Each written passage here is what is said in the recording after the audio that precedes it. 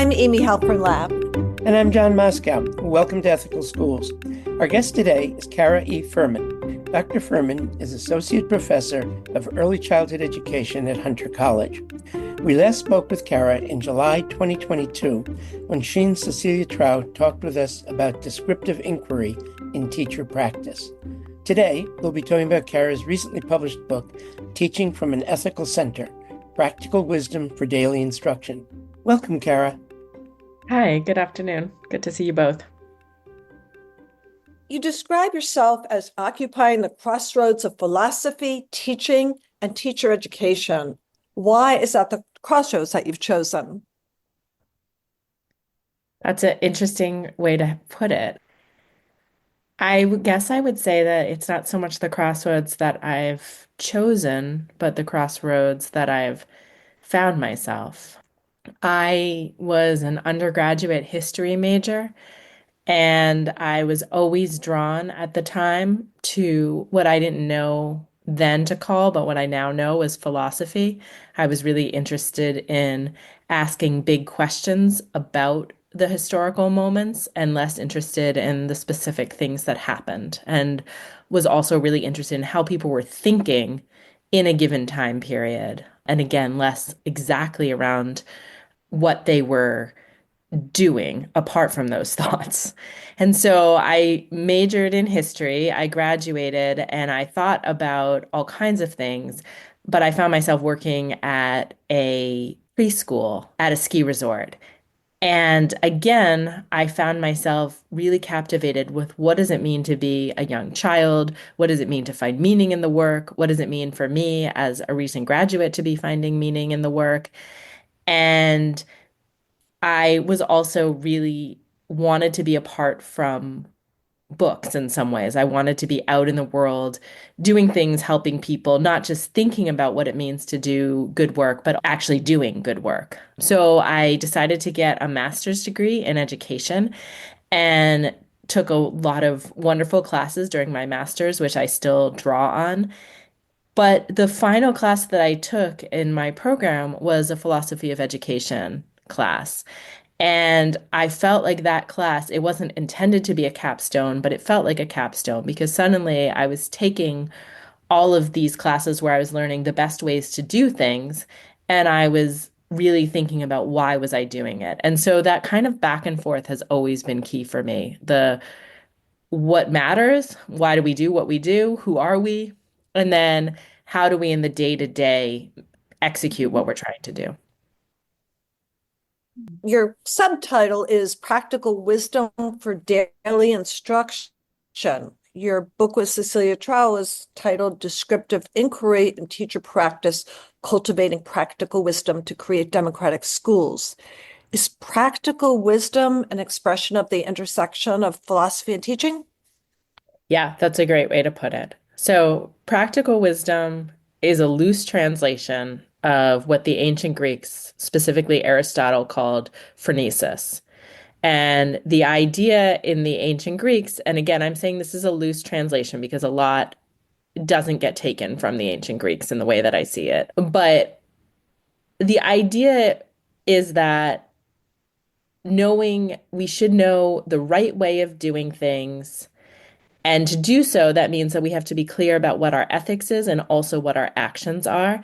And that figuring out the right way of doing things according to our ethics, matching our actions, that has to happen always in context. And so, what works in one situation, and he was thinking about politics largely, but what works in one context doesn't work perfectly in another one.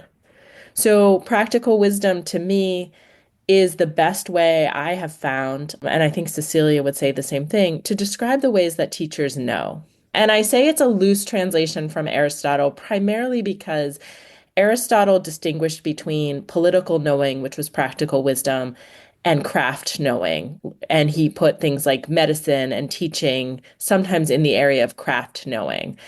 I would say that to be a teacher involves actually both thinking about ethics and a deep understanding of craft. And so it's bringing together those two elements. And so that's where I sort of differ from Aristotle.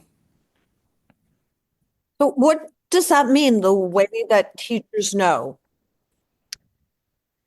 So I'm really fascinated with the thinking that goes on as the teacher goes through their daily work. And by that, I think about the daily work with children, and that actually is what interests me the most.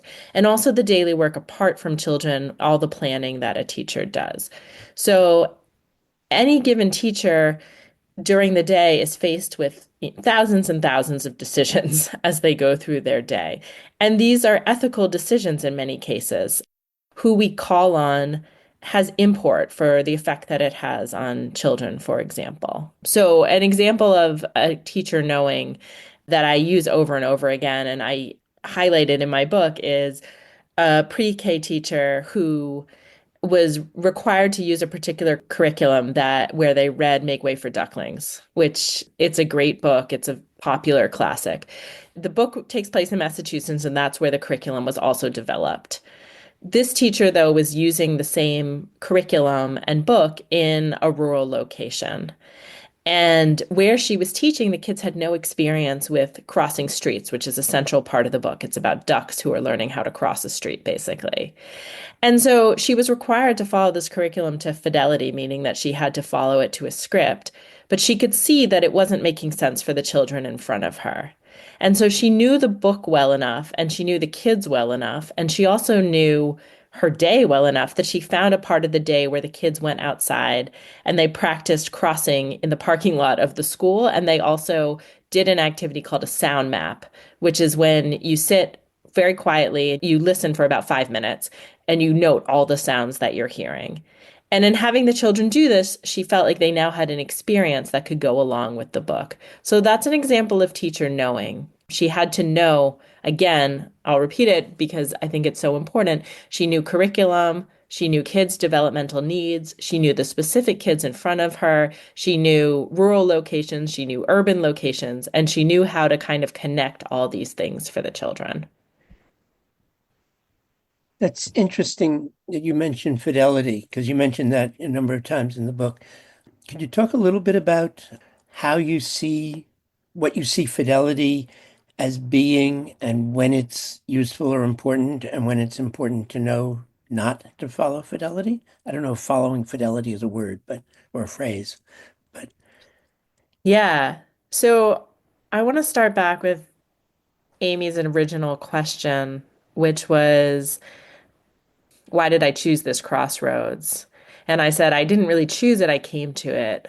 But in the area of choice, I think philosophy gives us a way of understanding the world that is extremely important. And science does too, and so does English, and all these other disciplines have their own lens. But one of the things that philosophy helps me do is it helps me think about the meaning behind words, and it also helps me unpack things that people take for granted. So, fidelity is a word that has somehow it seems to have taken over in schools in the last 10 years. And by taken over and seems to, I actually have done a lit review where I tried to figure out exactly when people started using this word and looking for people to who had commented on the use of the word fidelity as it was starting to trickle into educational language. And there's actually not a huge amount of literature that I was able to find. It sort of arrived and then took over without a lot of fanfare. And where I first began hearing fidelity was from my students who were saying, we have to follow this and this to fidelity. And they were saying it as just a given. It was, of course, this is what you do. This is how you teach. So fidelity in classrooms refers to a lot of different activities, and it depends on kind of the school context, how it's being enforced. But it can refer to following a curriculum the way that it was paced by the publisher. So you, on a given day, you're told what you're supposed to be teaching. It can also refer to following a script that a publisher has written out. And so the teacher is standing in front of the class reading word for word the script. Sometimes fidelity refers to not only what the teacher says, but how they say it. So there can be direct instructions for how they're supposed to dress and how they're supposed to hold their body and what's supposed to be on the walls. And in some schools, theoretically, teachers are supposed to follow things to fidelity, but there's an understanding that there's wiggle room. And in other schools, a administrator will walk into a classroom and the teacher needs to be doing the exact thing that they've been designated to do at that exact hour and that exact moment of the day. So it looks different depending on the schools.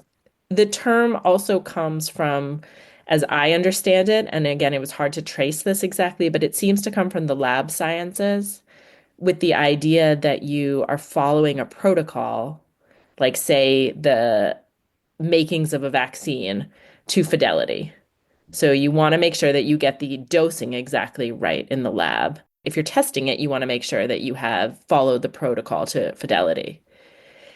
Translated into schools, I think the idea came in that you might have a curriculum, such as the one that the teacher I was mentioning was using, where the authors of the curriculum have said, if you follow this word for word to fidelity, the children will have success, or we'd like to see if the children will have success if you follow this word for word to fidelity. So essentially, the children are now kind of creatures in a lab being tested on, and you're following it to fidelity. So that's kind of the background of the word.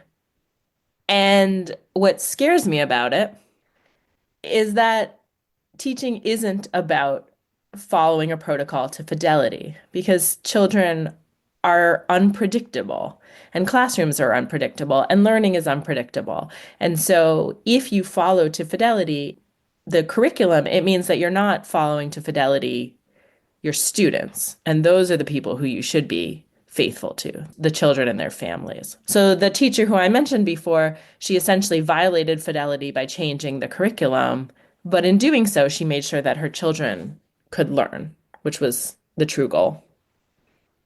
It sounds to me as though you're saying that fidelity and ethics are not compatible. I mean, if a teacher is actually teaching to fidelity, either the school policy and or the teacher are not treating the students ethically. You can't be ethical to lab rats, for example. Yeah.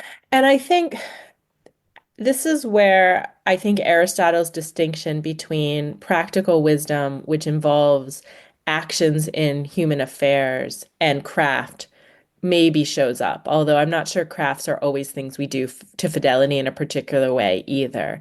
But there are things where fidelity is really important, such as vaccinations and making sure that you have the correct dosage of something. There's places where, it's a good policy in certain scientific labs to be testing an experiment to fidelity. The issue is that, again, a classroom, it's not a lab. People are unpredictable. And so in any space where we're dealing with the sort of messiness and complexity of the individual human, we have to be able to diverge. So even thinking about medicine, for example, a doctor, they're probably in most cases going to follow fidelity in terms of the prescription doses that they're offering. They're going to follow a protocol. But where they're not following the protocol is in their human interactions with their patient. And so there's this nuance, really in every field. There's places where you need fidelity and there's places where you want practical wisdom. Do you find other philosophers or other teachers having difficulty understanding the connections between the fields Between philosophy and teacher ed? and teaching or teacher ed? Yeah. Yeah, that's a really interesting question. Yes and no. So I write about it in the book. The book came out of a class and really a series of classes with students. And it was a class that my undergraduate early childhood students, it was called Theories, but I pushed it to be more about philosophy. They were resistant to taking the class. I did an intake survey at the beginning and I asked what they were interested in, and they said, it was like it fit in their schedule. And the word philosophy was really intimidating to them. And they said, this is like someone else's work. But once we started getting into the class And in the book, I scaffold sort of how we slowly move from analyzing images to analyzing children's books to analyzing works like Jean-Jacques Rousseau's Emile. The students started saying, well, if this is philosophy, sign me up. They even said, this is the class that I needed. This is exactly what I should be thinking about as a teacher. This is why I became a teacher. It's to be asking these deep questions about what are we doing in the classroom? Why are we there? How do we help children? How do we do good work in the world? And so I don't think that there is any resistance when I work with in-service or pre-service teachers in doing the philosophical work that I describe in the book, but they wouldn't necessarily call themselves philosophers until they've experienced philosophy as accessible. And that's because philosophy as a discipline often involves a lot of jargon, very particular texts that may or may not relate to the teachers, some rules about how you're supposed to conduct yourself that are pretty rigid and narrow. And so when we challenge that, teachers become more interested. And I guess one other area I would add in is that the canon of philosophy is mostly old Western white men. That's the canon that we read of philosophy, at least in the United States. And that literature isn't particularly interesting to a lot of people or feels like it's welcoming or inviting or about teachers necessarily. So another key element of my work in teaching philosophy, and this shows up throughout the book, is bringing in philosophers such as Bell Hooks or Maria Lugones, who are more interesting and accessible to many of the teachers that I work with. The other part of your question was about whether philosophers feel like they should be talking to educators. And I think some philosophers have no interest at all. And I don't really know those philosophers, and so I can't really speak to them. There's a long tradition in philosophy of philosophy being very closely linked to education, because if we think about how people think and how they know, then immediately teaching becomes involved. And then philosophers of education often are excited about the idea of working with teachers, but they're not necessarily fluent in the language of teaching or the language that the teachers speak. And so I think I enter into this conversation and what my particular offering is to the community in philosophy of ed is that I'm fluent as an early childhood teacher. I've done that for my whole adult life, and I'm fluent in philosophy. And so I can work in both worlds. Well, before we transition to ethics specifically and why your book is titled Teaching from an Ethical Center, it seems that you're saying we also need to teach from a philosophical center, perhaps. Yeah, I think we need to be constantly asking why. And I think another place where there is a disconnection between philosophers of and education is that successful teachers know that even the tiniest things that they do have deep import. For example, who we call on has a big impact. Philosophers who don't know classrooms well aren't necessarily particularly skilled at noticing that there's meaning and importance in these really kind of what seem to be mundane acts. And on the flip, teachers, I said teachers who teach well tend to notice this, but teachers also aren't always thinking that deeply about things like word choice. And so, for example, the chapter that I write on language use and word analysis in the book, I use an anecdote of a teacher who kept telling children to sit on their brain button. And by this, she meant sit on their bottoms. And so I parsed that in the chapter thinking, well, what does it mean to say that your sitting on your bottom makes your brain work. Like there's so many elements of that phrase that are worrisome to me. And I suspect that if I had spent time with that teacher, talking with her about what she meant by that word, she might stop using the phrase too. And so it's kind of, again, bringing these two areas of thinking together helps us to teach better and to think better about teaching. What do you mean by teaching from an ethical center? Teaching should be motivated by a core set of values and commitments. And this is again where, in defining practical wisdom, I move a little bit away from the ancient Greeks because for them, there was a predetermined set of values and an understanding that we could get at what was right and that was shared. And I think in contemporary culture, I would say that our values come both from our own personal experiences, from our own personality, and also from the culture where we find ourselves. So I've been interviewing for the last few years teachers about what their core values are. And the truth is that because they're all part of the same culture and the same profession, more or less teachers' core values are pretty similar. They tend to be committed to care, at least broadly defined. And my colleague Doris Santoros found something really similar, that teachers, they wake up and they think about teaching and they think about how to do well by students, and that usually is described as care. The details, though, of what that means from one teacher to another shift a little bit. So for some, it's about being responsive to their cultural background, and that really is key for that teacher. For other students, it's about autonomy and making sure that each child has autonomy. For other teachers, protecting freedoms. So having teachers define what their core values are is key to being able to teach from an ethical center. And then teachers build their practice from those core values. So, an example that I think is helpful is, let's say that your core value is community, but you've inherited in your classroom a practice of having different table groups of children competing against each other, but you want the children to work together.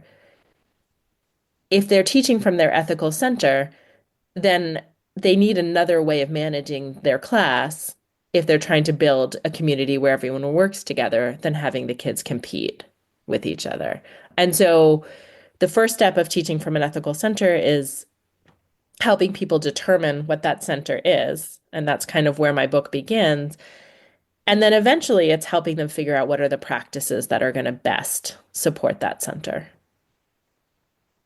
So it's really interesting what you were saying, that your colleagues were finding that the care was a central element in most teachers' ethical viewpoint.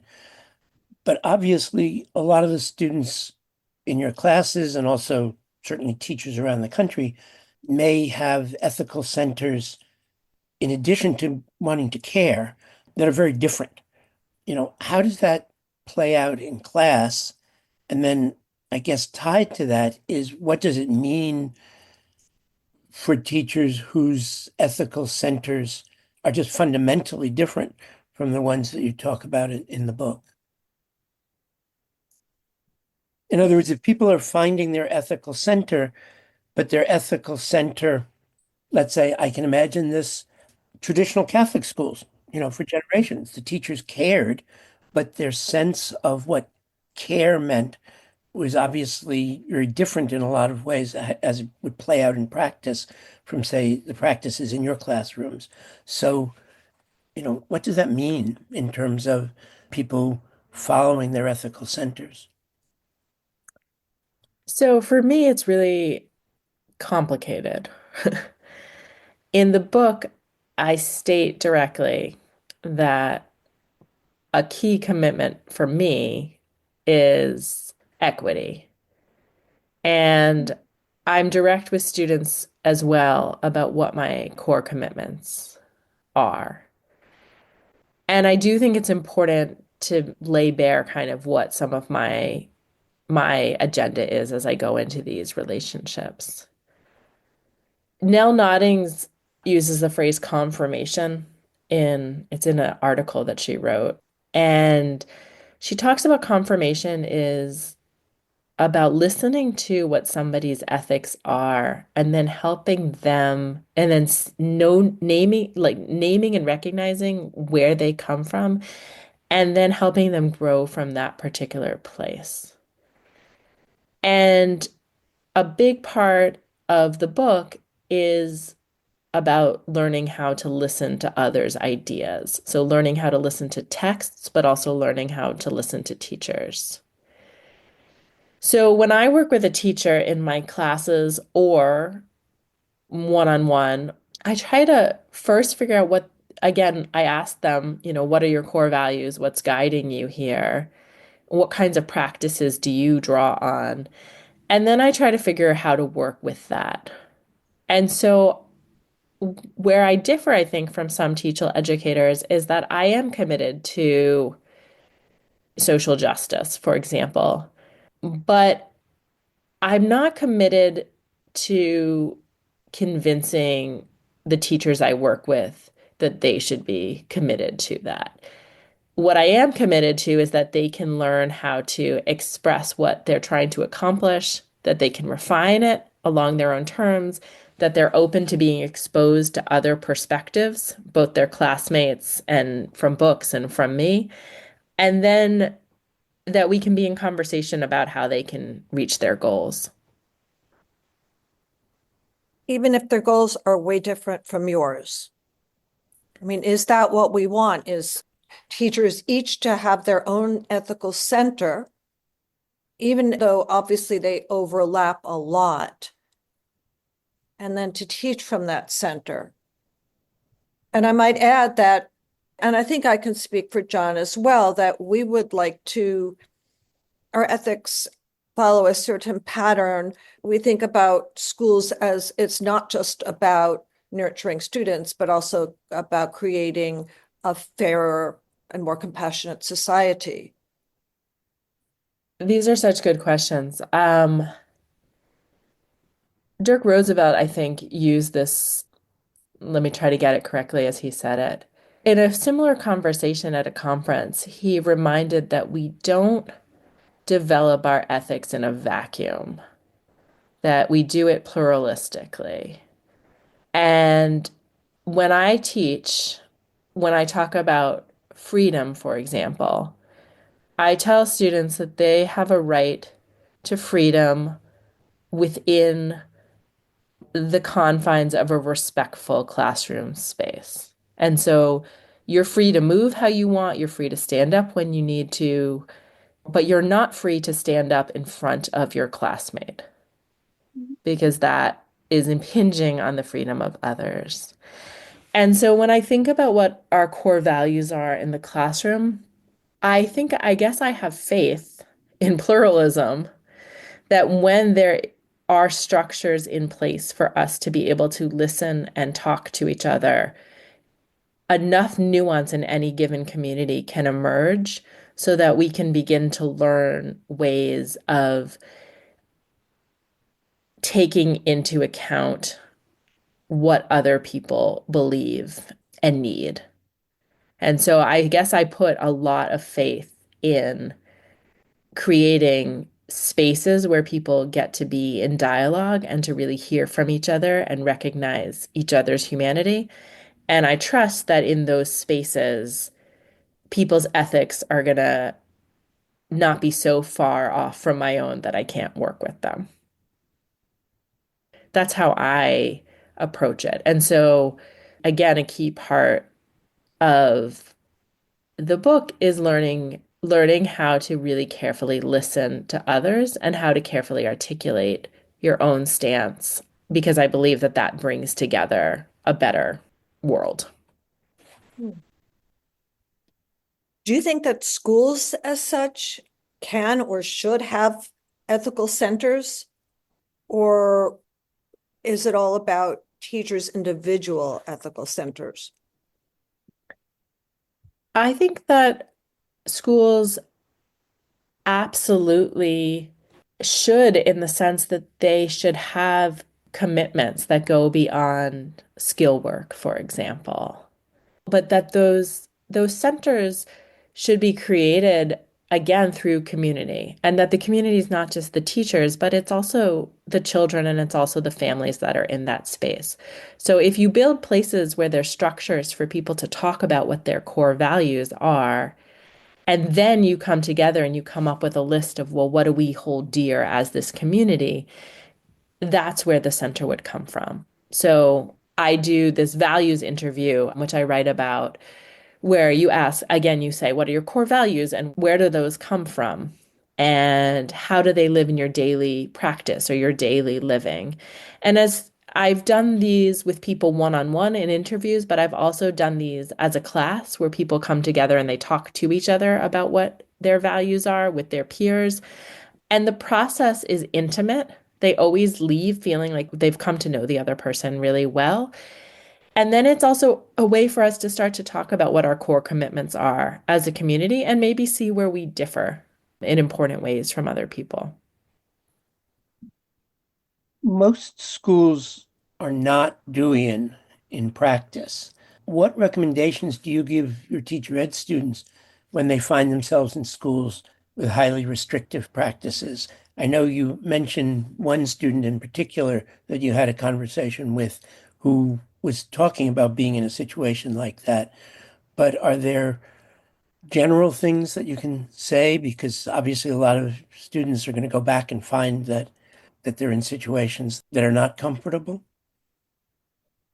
Absolutely. So the philosopher Hannah Arendt has a story, or not a story. Looking at documents, she says that in the few places during the Second World War where a population of people stood up against the Nazis and spoke out directly about what they saw happening and the cruelty and the oppressions that they were witnessing, there were instances where the Nazis backed down and actually changed their mind.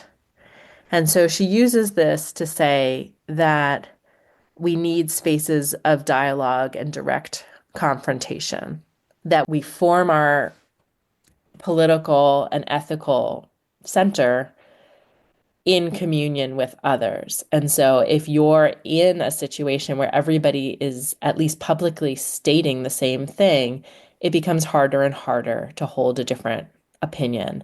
But the moment that somebody voices a different way of seeing things, it puts that other vision in the world. It sort of serves as a reminder or pulls people up short. So I think that there's places in schools where teachers resist kind of more covertly. But I've also found that when a teacher is clearly able to say, this needs to change and this needs to be done differently, they don't necessarily get the immediate results that they want, but they are able to change. Sometimes they do. And often they're able to slowly kind of change the culture. And that when they say that with more than one person, so it becomes a group of people coming forward and saying they want to change, then you see shifts even in pretty restrictive cases. So for one example, these were interviews that made their way into the book, but I don't write about this in the book. There was a few teachers at a school who felt like this children in their school were coming in after COVID with a lot of social emotional needs not being met. And these teachers got together and they said, we're going to try this new curriculum that's more play based. And they came up with a plan. They came up with a reason for the plan. They brought it to the administration and they were able to pilot this new curriculum. And then as they piloted it, people could see the benefits of what they were doing. In another case, a teacher in a Head Start, the children were hungry in her school. They were coming in hungry. And the policy was you only eat at, say, lunchtime in the school. And she said, I'm teaching at a Head Start. Kids are coming into this school hungry. I can't teach kids who are hungry. At the time, she was an assistant teacher, and she went to the administration and said, we need to feed kids when they're hungry. So when she went to the administration, it was around a particular child. The administration agreed that children should be fed when they were hungry. The policy that they were willing to adapt was they were willing to feed the kids outside of the regular classroom. They weren't willing to just like have snack available in the classroom for the kids at all times. So she didn't get exactly what she wanted, which was that she thought food should be available to kids whenever they wanted it. But she did start to make these inroads and change the school and remind everyone we're ethically responsible to feeding children who are hungry. That's part of our work. So, as you know, in December, some parents in Massachusetts sued Lucy Calkins and Funtus and Pinnell, claiming that they misrepresented their programs as research-based. Do you want to comment on what you think the implications of the suit are to curricula? Yes. I guess I would add another aspect to that of what does it mean if people start suing against curriculum in general? I mean, obviously, this is a specific case, but whether you think it has more general implications.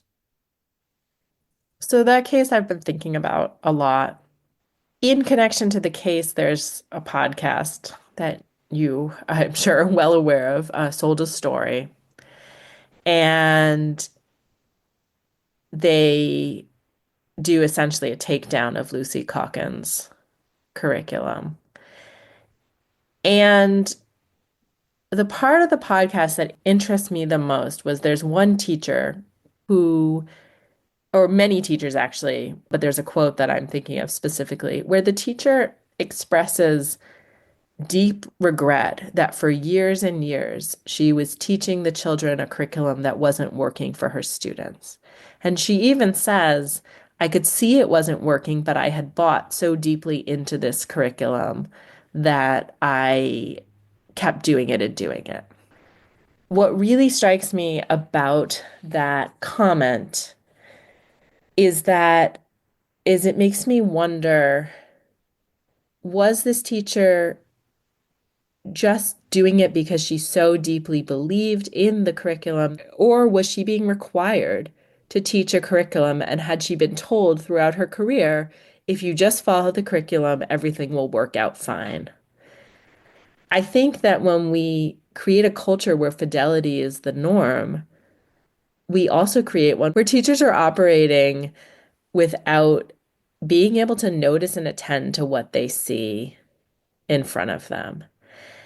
And it means that they do things that are deeply harmful to children. So when I was a teacher, there was elements of Lucy Calkins' curriculum that I used, but because I had this philosophy background, I was good at reading text for the deeper meaning. And the part of Lucy Calkins's curriculum that I really admired was the chance for children to spend a lot of time engaging directly in writing.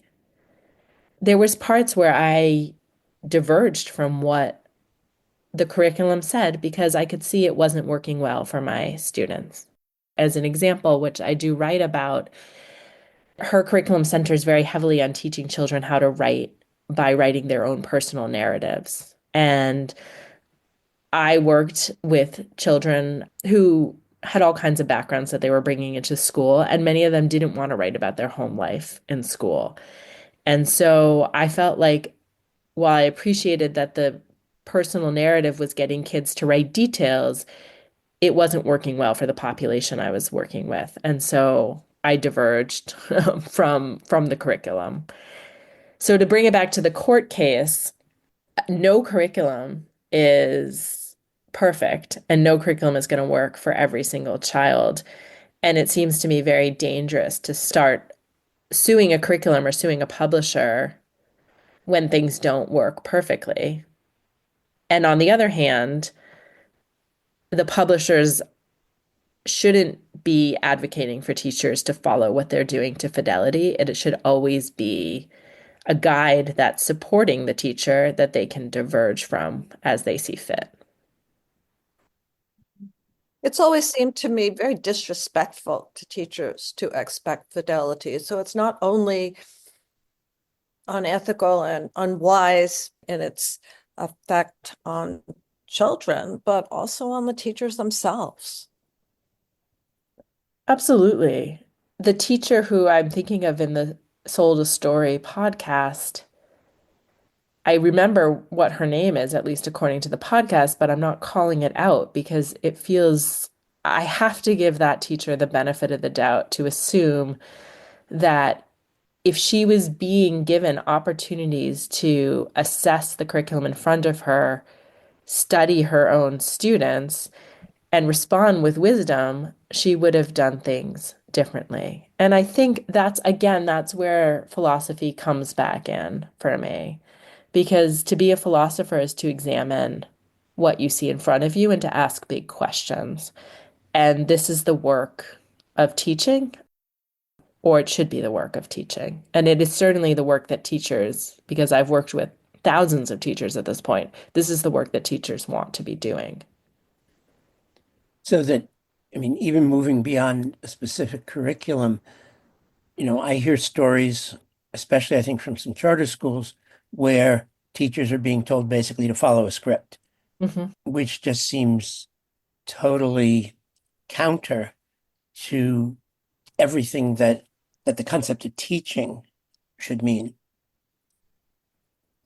Yeah. Again, I think another way of putting all this is that to engage with practical wisdom demands that you're able to take in the environment and perceive what's going on around you and then make ethical judgments. And at every step of that process, you have a thinking being. What I think philosophy as a discipline does for us is it offers some ways of systematically interrogating what's in front of you. So, for example, a more analytic approach to a word like fidelity is parsing that word. And you might think about the origins and you might think about where it lives in our current culture. And you might think about ameliorative approach, how that word could be better served. Fidelity to whom is one example of it. Another tool of philosophy that I rely pretty heavily on is genealogy. So thinking, where do ideas come from? Where did this idea of a script come from? The roots, my friend Christina Camarano years ago was exposed to the scripting of a curriculum with a charter school. And her first response was, this is a little bit like the Emile. Like there is this element in Western philosophy and in Rousseau's Emile, which is quite a famous book, where he says this is the program for a particular child. So thinking about, well, where did these scripts come from? Why are we so inclined towards them? I think is also important philosophical work. This is a little bit different of a question, but you have a podcast and have thought a lot about the role of podcasts. What do you think the similarities and differences are in reaching audiences through a podcast and through a book? One of the things Feel free to talk about your podcast, by the way. so I have a podcast called Thinking in the Midst where we interview people about philosophy and education. Some people who call themselves philosophers, some people who call themselves teachers, some people who call themselves literacy professors. And we interview all kinds of people, but people who find sort of synergy between philosophy of education. And I also have a podcast called Teaching from an Ethical Center, an inquiry among friends, where I interview teachers and use the interviews that I describe in my book to interview teachers about their practice. So this connects actually to Emile. When Rousseau wrote the book Emile, which is quite a long text, people copied what he told in this book word for word with their children. They followed the script. And some elements, he had some unusual practices that he was describing, one of them being expose children to the elements so that they can become hardier. And when people wrote to him and shared what they were doing, he responded in different ways, and Rousseau's not a particularly consistent thinker. But one of the ways he responded was it wasn't supposed to be a recipe. So the thing about a podcast, especially one such as the one that you have or the one that I have, is that when it's a dialogic podcast, things aren't set in stone. You see people kind of thinking in action, and there's a back and forth that happens. And to me, in a way, that is really the work of philosophy, because doing philosophy is having live ideas that move back and forth. Once something gets put on paper, the dialogue, it continues with the reader, but you, the author, are no longer in the dialogue directly anymore. And ideas can get kind of stuck or codified. And so you may, as a thinker, have moved past them because your mind is always going. But the the book doesn't capture that. And so, one example I like is Hannah Arendt famously died before she finished her last book, The Life of the Mind. It was sort of found, as I understand it, on her typewriter. And I always just think about this woman who was revising her ideas into the basically the very moment that she died. And I think that speaks to her vision of philosophy as this keeping alive of ideas. And it speaks, I guess, to my own as well. And so podcasts, yeah, they're just so much more dynamic. Thank you, Dr. Cara Furman of Hunter College. And thank you, listeners. Check out our new video series, What Would You Do? A collaboration with Professor Mira Levinson of the Harvard Graduate School of Education and Ed Ethics. Go to our website, ethicalschools.org, and click video. The goal of this series is not to provide right answers, but to illustrate a variety of ethical viewpoints. If you found this podcast worthwhile, please share it with someone at your school. Subscribe wherever you get your podcasts and give us a rating or review. This helps others to find the show. Check out our website for more episodes and articles and to subscribe to our monthly emails. We post annotated transcripts of our interviews to make them easy to use in workshops or classes. Contact us at hosts@ethicalschools.org. We're on Facebook, Instagram, and Thread. Our editor and social media manager is Amanda Denchi. Until next week.